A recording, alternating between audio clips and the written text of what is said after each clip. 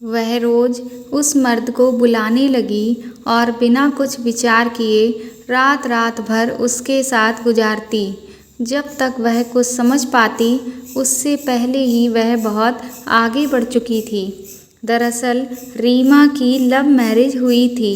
College में एक साथ में पढ़ने वाले रीमा और देव एक दूसरे से प्यार करने लगे। साथ में घूमना फिरना, साथ में ही खाना खाना, उनकी लव स्टोरी के बारे में पूरे कॉलेज को पता चल चुका था। लेकिन उन दोनों को किसी से कोई मतलब नहीं था। उन्हें कोई फर्क नहीं पड़ता कि लोग उनके बारे में कैसी कैसी बातें करते हैं। जैसे जैसे टाइम निकलता गया उन दोनों के बारे में रीमा के परिवार को पता चल गया। उन्होंने रीमा का कॉलेज आना जाना अब बंद करवा दिया। देव भी अब रीमा से मिलने के लिए छटपटाने लगा, लेकिन वह करता भी तो आखिर क्या करता। कुछ दिनों बाद रीमा के घरवालों से रीमा की हालत देखी नहीं गई। उन्होंने रीमा से कहा कि देखो रीमा, देव के माता पिता भी नहीं हैं और वह अकेला रहता है और उसकी और हमारी बराबरी भी नहीं है। हम नहीं चाहते कि हमारी बेटी गरीब खानदान में जाए, लेकिन अगर देव सरकारी नौकरी हासिल कर लेता है तो हम तुम्हारी शादी उससे ही करवा सकते हैं। रीमा ने ये सारी बातें देव से मिलकर उसको बता दी। देव को यह सुनकर बहुत बुरा लगा कि लोग प्यार नहीं पैसा देखते हैं, लेकिन फिर भी उसने रीमा से वादा किया कि वह दिन रात मेहनत करके उसके परिवार वालों की शर्त पूरी करेगा। अब समय निकलता जा रहा था। 2 साल बाद जब रीमा अपने परिवार के साथ अपने घर पर बैठी थी, तभी वहाँ देव ने दस्तक दी।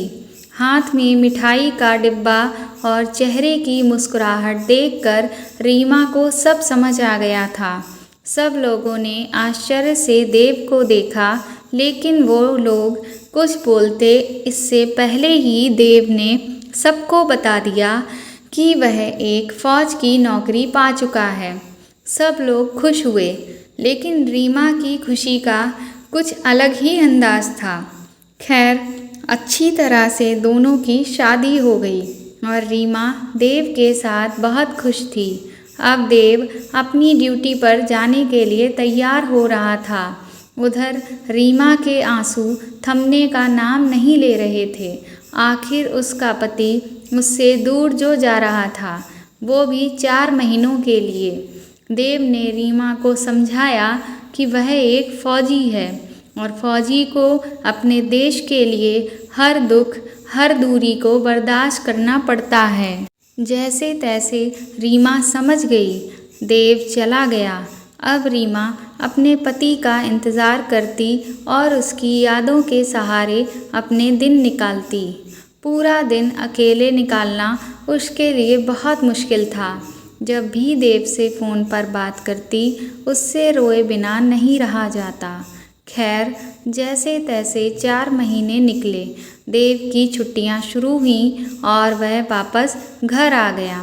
देव के घर आते ही रीमा को तो मानो पूरी दुनिया की खुशियां मिल गई हों।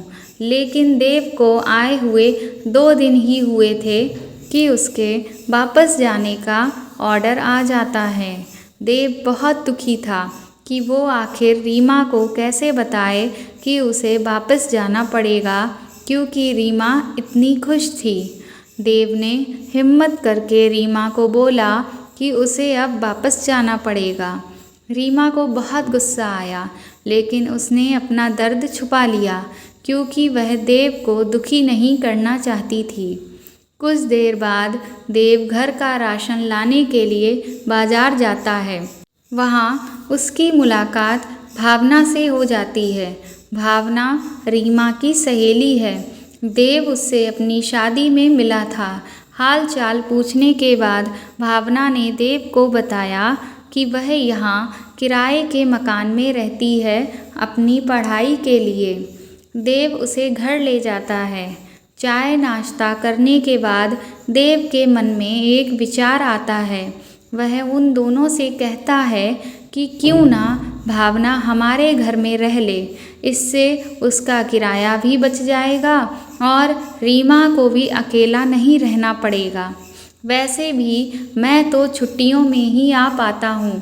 उन दोनों को भी यह विचार बहुत अच्छा लगा।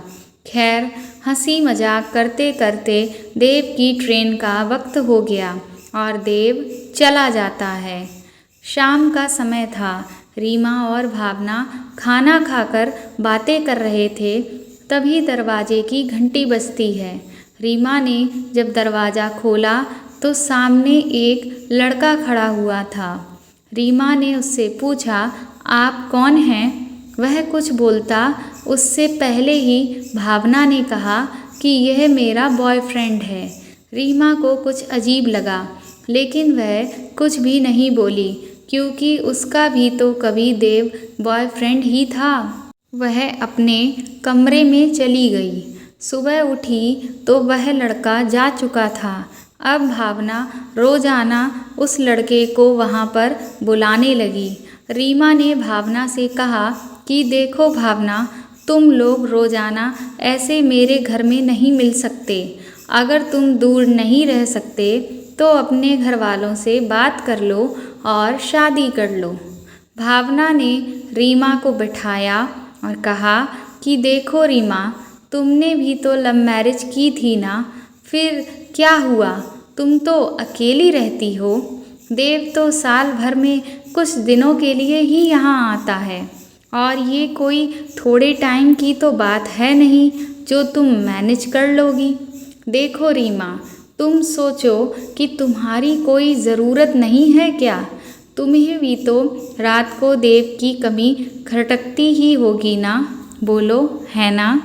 रीमा को भावना की बातें अच्छी नहीं लग रही थीं, क्योंकि वह देव से बहुत प्यार करती थी।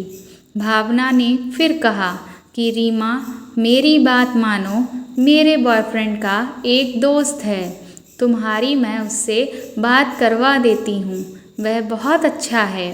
रही बात देव की, तो वह तो जल्दी से आता ही नहीं है।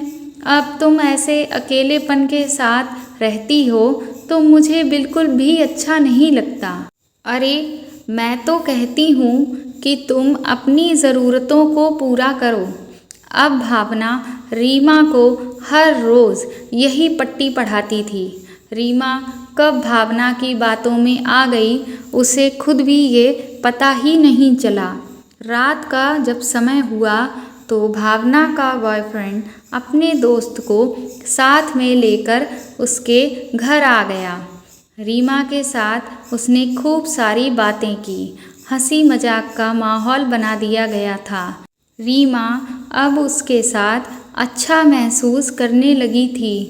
दोनों की नज़दीकियाँ बढ़ने लगीं। अपने फौजी पति को जान से ज़्यादा प्यार करने वाली रीमा अब किसी की बाहों में जा चुकी थी। अब वह रोज़ उस मर्द को बुलाने लगी और रात रात भर उसके साथ रात गुजारने लगी। उधर देव को गए हुए 7 महीने हो चुके थे। उसे भी अब वापस घर आना था। देव ने रीमा को सरप्राइज़ देने की बात सोची और वह बिना बताए ही वहाँ से निकल गया। इधर रात होते ही रीमा के पास वह मर्द आ चुका था। ट्रेन लेट होने की वजह से देव घर पर रात को पहुंचा। जब वह घर आया तो उसने जो देखा उसके बाद वह खुद को संभाल नहीं पाया। वह पूरी तरह टूट चुका था। देव अब वहाँ से चला गया। रीमा ने देव को रोकने की बहुत कोशिश की, लेकिन वह जा चुका था। रीमा को अब अपने किए पर बहुत पछतावा हो रहा था। वह रोते हुए सिर्फ यही बोल रही थी कि वह ऐसा कैसे कर गई। दोस्तों, अगर आपको यह कहानी पसंद आई हो तो हमें कमेंट करके ज़रूर बताएं और अगर आप मेरे चैनल पर नए हैं तो मेरे चैनल को सब्सक्राइब करें और बेल आइकन को दबा दें और इस वीडियो को ज़्यादा से ज़्यादा शेयर करें और लाइक करें। Thank you.